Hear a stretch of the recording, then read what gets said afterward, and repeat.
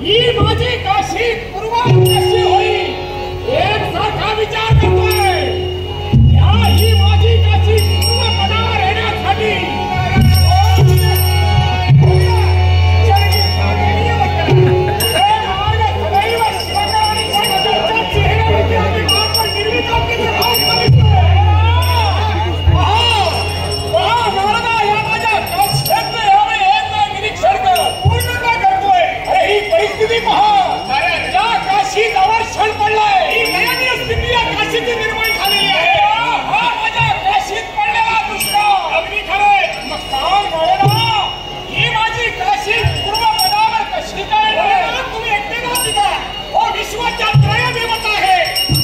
विष्णू आणि महेश तू एका देवतेला लय देवतेला काळजी आहे मग दुसऱ्या दोन कुणाला काळजी का नाहीये?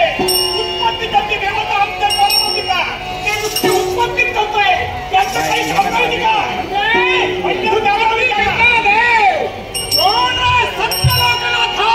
वासुदेव कुठं आहेस तू? वासुदेव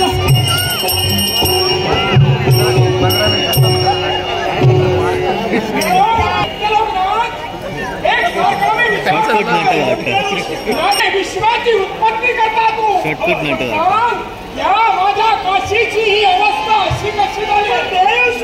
त्याच्यावर सुद्धा पर्यायी मार्ग आहे। पर्यायी मार्ग आहे तुमची काशी जर का तुम्हाला पुनर्चा वेळ आहे तर या काशीतून या काशी केवळ एक तरी असा पुण्यवंत मनुष्य हवाय आणि त्या पुण्यवंत मनुष्याच्या हाती या काशीची जबाबदारी द्या जेणेकरून या काशीत पडलेला वर्ष नक्की तुला मगची सांगा कोण असा राज करणारा भूमंडळावर आहे जेणेकरून त्याच्या पुण्य प्रभावानं ही माझी पूर्ण काशी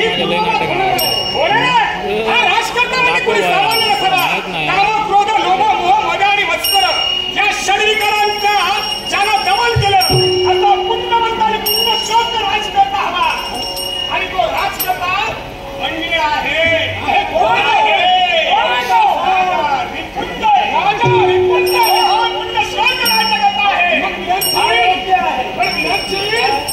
त्याला तुम्ही जर कायमची काळजी दिली तर मी कुठं राहू?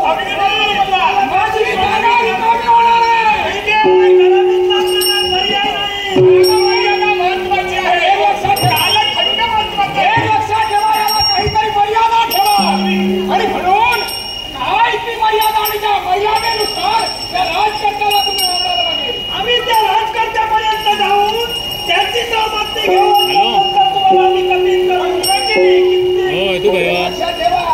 कायमची गॅस तर मी मोकळा होईल।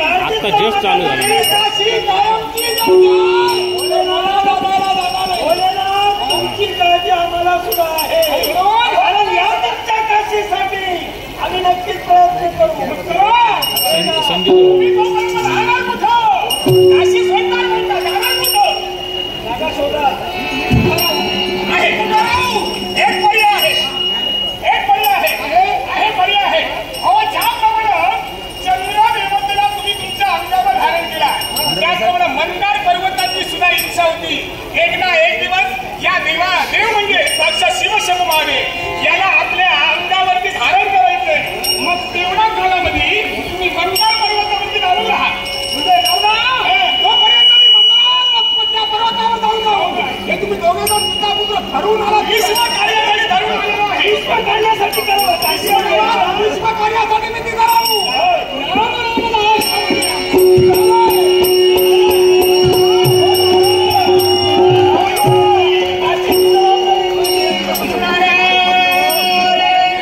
आपल्याला काही इकडचं तिकडे आणि तिकडचं तिकडे कलाला साधन घ्यायला पाहिजे।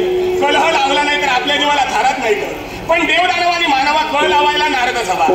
हा कलहाचा रोग मी लावलाय केव्हा जाऊन गगनाला भिडेले काही सांगता येणार नाही पण देवा याच्यात होतंय काय सारं जग मला दुष्ण देते। कुणी आगळ्या म्हणतात बोंबाऱ्या म्हणतात उभ्या श्रेणीचं नक्षत्र म्हणतं कुणी सपाट पाहायचं म्हणतं पण आमचं कसं आहे कुणी निंदा कुणी म्हणता आमचा आपुला जनहिताचा धंदा हे सत्य नारो हे दुर्गम ऐकत करा सज्जन दुर्जन भक्त जना मार्ग दावितो सकल जना सदा मी भजतो नारायण सदा मी भजतो नारायण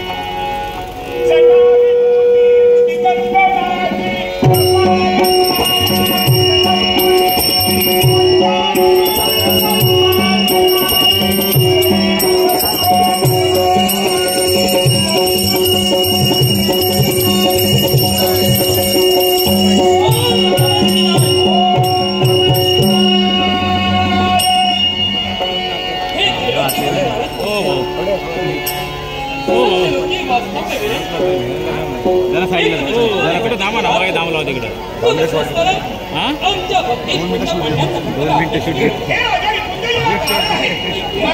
2 मिनिटं म्हणलं सगळे आला इकडे